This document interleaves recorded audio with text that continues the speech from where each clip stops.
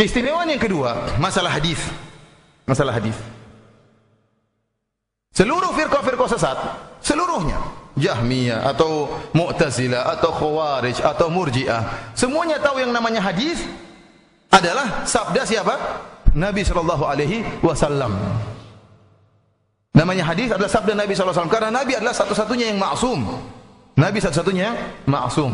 Tidak ada yang maksum selain Rasulullah sallallahu alaihi wasallam.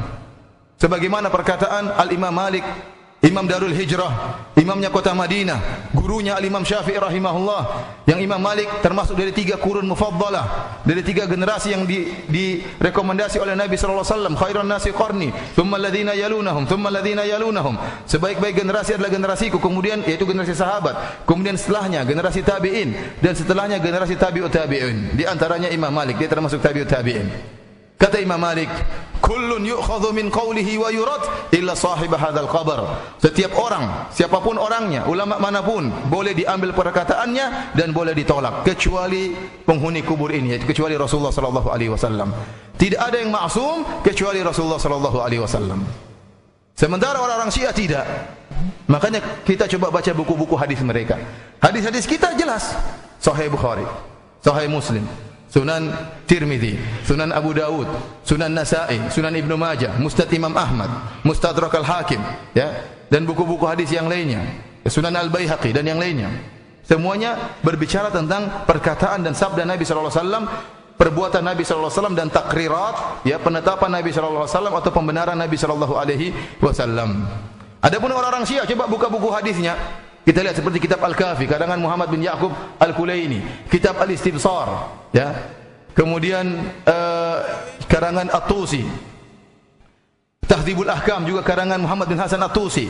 Kemudian kita buka juga misalnya kitab Man la yahdhuruhul faqih karangan Muhammad Al-Qummi. Semuanya buku-buku hadis, ternyata hadis-hadisnya bukan hadis-hadis Nabi sallallahu alaihi wasallam, tetapi mayoritas isinya adalah hadis-hadis para imam, hadis-hadis para imam. Buka juga misalnya contoh kitab yang paling besar milik mereka, kitab Biharul Anwar. Ini di antara 8 kitab yang merupakan kitab, jadi kitab induk mereka. Di antaranya Biharul Anwar, dia ada Wasailu Syiah, kemudian ada Mustadrakul Wasail karangan Tabarsi, Wasailu Syiah karangan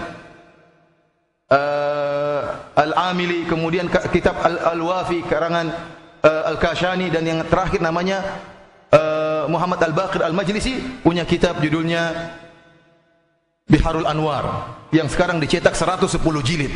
Berapa jilid? 110 jilid. Isinya hadis-hadis para imam. Hadis-hadis para imam. Inilah ikhwani fil azani Allah wa yakum, kitab-kitab hadis mereka. Karena apa?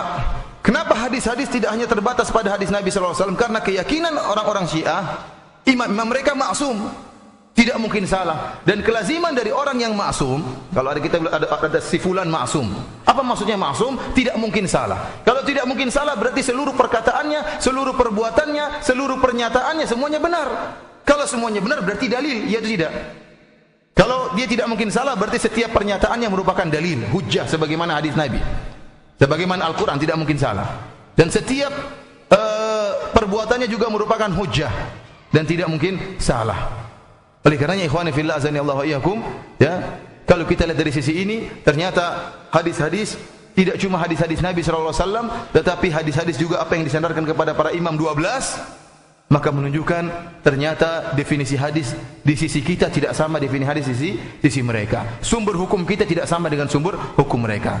Kalau kita tahu ternyata Al-Qur'an kita tidak sama dengan mereka, artinya keyakinan terhadap Al-Qur'an. Kalau kita tahu ternyata hadis dalam istilah kita tidak sama dengan istilah mereka, kalau gitu bagaimana kita mau nyambung dengan orang-orang Syiah? Kalau kita mengeluarkan hadis Nabi, mereka mengatakan berkata Imam Fulan, berkata Imam Husain alaihi salam. Karena seperti Nabi alaihi salam. Berkata Imam Ja'far As-Sadiq alaihi salam, berkata Imam Muhammad Al-Baqir alaihi salam. Dalam kitab-kitab mereka isinya seperti itu semua. Ini hadis menurut mereka, dan perkataan para imam bisa menafsirkan Al-Quran. Perkataan para imam bisa memansukhkan Al-Quran. Perkataan para imam bisa mentaksis, mengkhususkan keumuman Al-Quran, mengkhususkan hadis-hadis Nabi sallallahu alaihi wasallam. Dari sini kita sudah terbayangkan agama Syiah agama tersendiri, enggak nyambung dengan agama Islam.